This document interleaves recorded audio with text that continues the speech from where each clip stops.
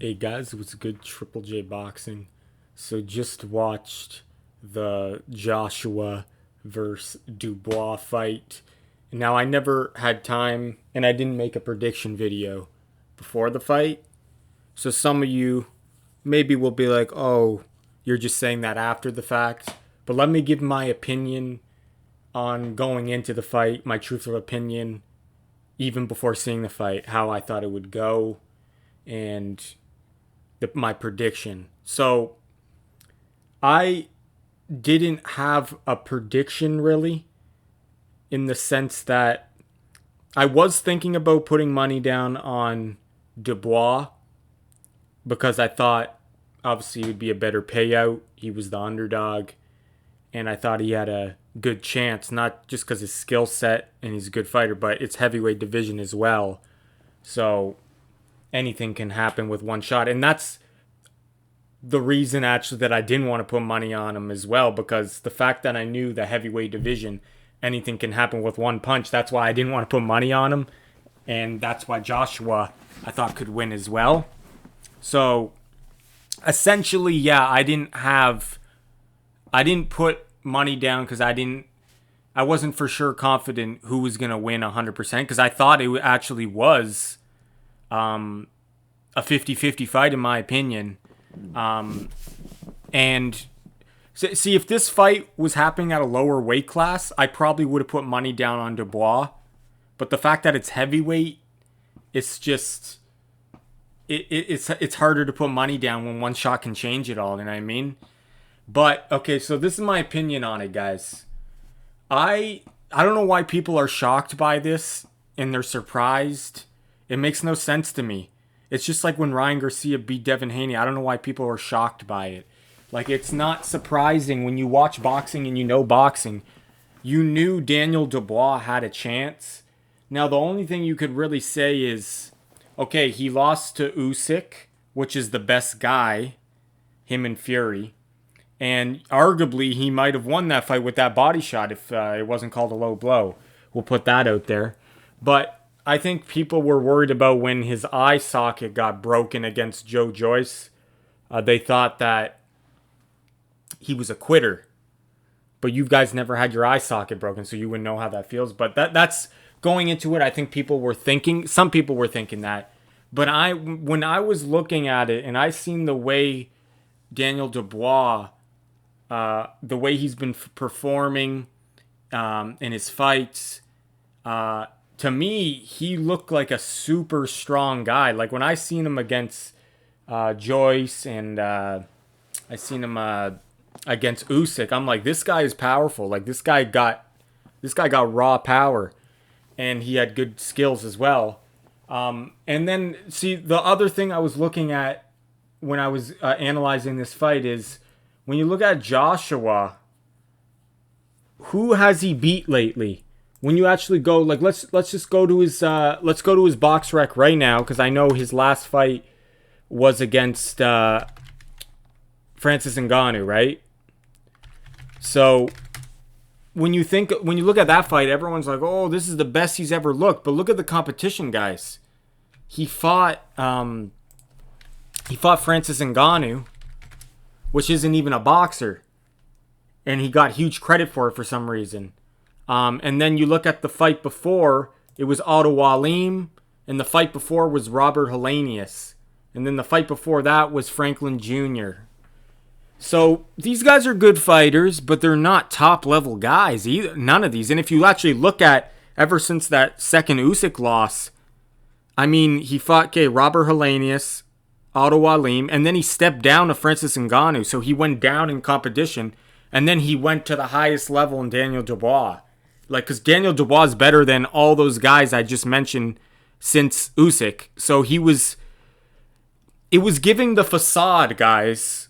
And I knew this. I don't know why people were so high on Joshua, saying this is the best he's ever looked. When you put lower opposition against a guy, it kind of can trick you into thinking he's better than what he is. Now, I'm not saying Joshua, it wasn't good for Joshua. He gained his confidence back. It was good for him mentally, maybe, to put him against these sort of fighters. And I'm not saying Otto Wallin and Hellenius, they're not good fighters. They're good, but they're not top level guys, right?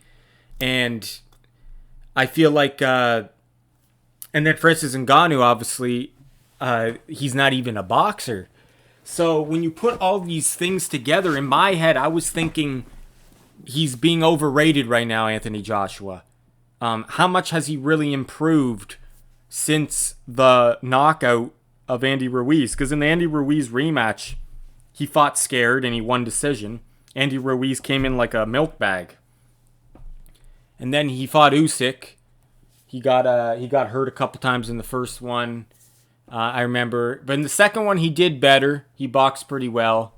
But I just feel like he's never... It feels like he doesn't pull the trigger enough in the fight. Like in this fight in particular, when he was letting Dubois bully him because he wasn't pulling the trigger. But let's go back to, okay, so his resume, I just listed all the guys he was fighting before Daniel Dubois. So people were overrating Anthony Joshua. They were saying this is the best he's ever looked. I wasn't buying into that, guys. Now, to say, like I said, I think it was good for him. Brought back his confidence and he was more, like mentally it was good for him, those fights. But he took a huge step up when he was fighting Daniel Dubois, in my opinion. And that's why I thought, this is why it didn't shock me. Now, if he won, it wouldn't have shocked me either, because it's heavyweight division. Anthony Joshua does have power and skills. But there's a lot of things he does wrong. Like I said, he doesn't pull the trigger, it seems, when he should. And it seems like, I don't know if he's chinny, or if I think it's more of his defense is kind of suspect, if you kind of look at it. Because I feel like, look at where he keeps his hands, guys. His hands are down so low, and I don't think his footwork and his distance control is good enough that he can have his hands that low. Like, some fighters can get away with that because they have the good sense of distance and range, and they can use their feet to get out of the way. Joshua's not good enough, I don't think, to have his hands that low. And on top of that, not only are his hands low, but Joshua has no head movement, and his head is straight up. So it's pretty much Daniel Dubois, whenever he throws, he was connecting because it's just a stationary target, and the guy don't have his hands up.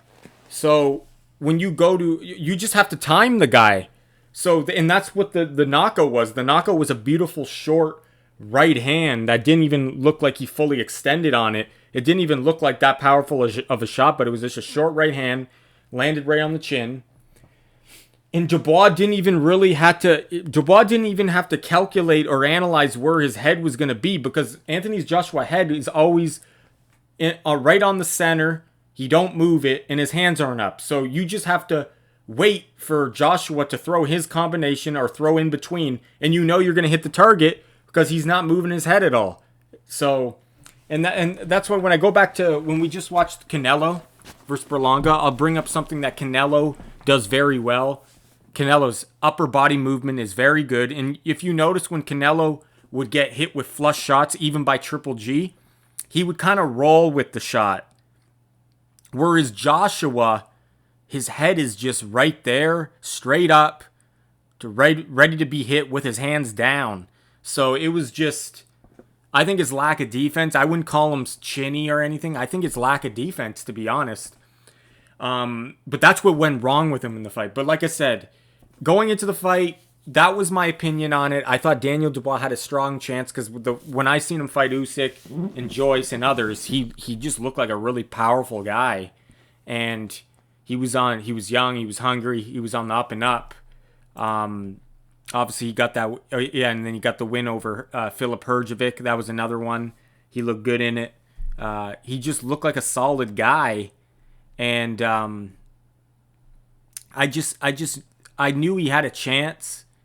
And like I said, Joshua, it's just Joshua, he wasn't fighting the top level guys for a last couple years. He hasn't been fighting the top echelon, which I mean, you can't hate on him. Like he's still fighting good fighters, but what I'm saying is we were overrating where he was. To be honest, out of all those fighters I just listed, since the Usyk fight. What was his best win? It was Otto Wallin. That was probably the best guy he beat since 2022 when he fought Usyk in the rematch. So, I mean, this was a huge step up for him, obviously. And, I mean, in competition, since especially since that Francis Ngannou fight. So, it doesn't shock me, guys. It didn't surprise me. Let me know, though, were you shocked by this? Were you surprised? And like I said, the only reason I didn't put money down on it, because it is the heavyweight division, and one shot could change it. I'm not losing my money. You know what I mean? Because Joshua still had a chance. I just knew Dubois was, like, I don't know why no one thought, like, this could happen. Like, they act like they were super shocked and it was a huge upset. This is not a huge upset, in my opinion. It's an upset because of the betting odds, but I mean, it shouldn't be a huge upset in my opinion. But what went wrong for Joshua? Like I said, his defense kind of let him down. He didn't pull the trigger, because it seemed like when he did pull the trigger, he landed a couple counter right hands, couple counter uppercuts when he did throw, and it seemed like he did land cleanly on Dubois and got his attention. He just didn't do it enough. He was too gun shy. I just think he was getting bullied by Daniel Dubois. The demeanor of Daniel Dubois was just too much for him. He was putting too much mental and physical pressure on Joshua. He didn't know how to deal with it. It's kind of similar to the Andy Ruiz first fight. The physical pressure that Ruiz was putting on him after he hurt him he could never recover from it, and that's what happened here. Except you had a guy who he had a different skill set. He had a good jab. He was even rocking him with the jab too. Daniel Dubois was so. Yeah, so, I mean, do we want to... Is he Anthony Joshua done? I don't think he's done. I mean, I never thought he was the best guy anymore after the Usyk fights, obviously. In the Andy Ruiz fight, and then in the rematch. It never convinced me that he was fully back ever. So, I feel like if he beat Daniel Dubois, it definitely would have been... I would have been more on board with saying he can maybe be the best heavyweight again, but obviously he didn't get it done here. Because Daniel Dubois was the guy he had to beat if he wanted to start being called the best heavyweight again. Because if he beat Dubois, I mean, it would open up a lot of doors for him, and you could actually legitimately say that maybe he could do something in the Usyk rematch. Maybe he could beat Fury, right? But I don't believe so. But the thing is, there's still obviously big opportunities for Anthony Joshua. Like, if Fury loses, that's probably the best case scenario for Anthony Joshua and Eddie Hearn. Like, money-wise, if Fury loses, they can still make that fight because both guys will have losses to the same guy, and they can fight in Wembley, and it will generate so much money still because they're both will be losers anyway that people will still be excited for it. But if Fury wins, yeah, that fight's pretty much dead, I feel like. I mean, he could fight Usyk for a third time, Joshua, but it won't generate the same kind of interest, to be honest. So the best case scenario is if Fury loses and they fight each other, losers fight to see who is, who actually would have won. You can't really say who's the best British guy anymore because Daniel Dubois, you could say he is now, right? Depending on if he can get that Usyk rematch, but I mean, we still want to see that clash between Tyson Fury and Anthony Joshua. So that's best case scenario for him is if Fury loses. But if not, he still has opportunities out there. He could rematch Dubois. There is a rematch clause. But let me know how you guys thought the fight went. Your opinion on it. The ref was giving Anthony Joshua so many chances. It was ridiculous. He had money on AJ, I guess, people were saying. But, I mean, he was taking heavy damage to the point where the towel was probably going to get thrown in or the ref was going to wave it off because he was taking heavy shots. That's not good for your brain. So, eventually, it would have had to, like, the ref could have probably waved it off a round before, to be honest, because his legs looked shot. But, I mean, it got to this point where it took one short right hand, just put him completely down. And, yeah. So, Yeah, this is Triple J Boxing, guys. It was a great night of boxing. Good heavyweight clash. This is why we like heavyweight boxing.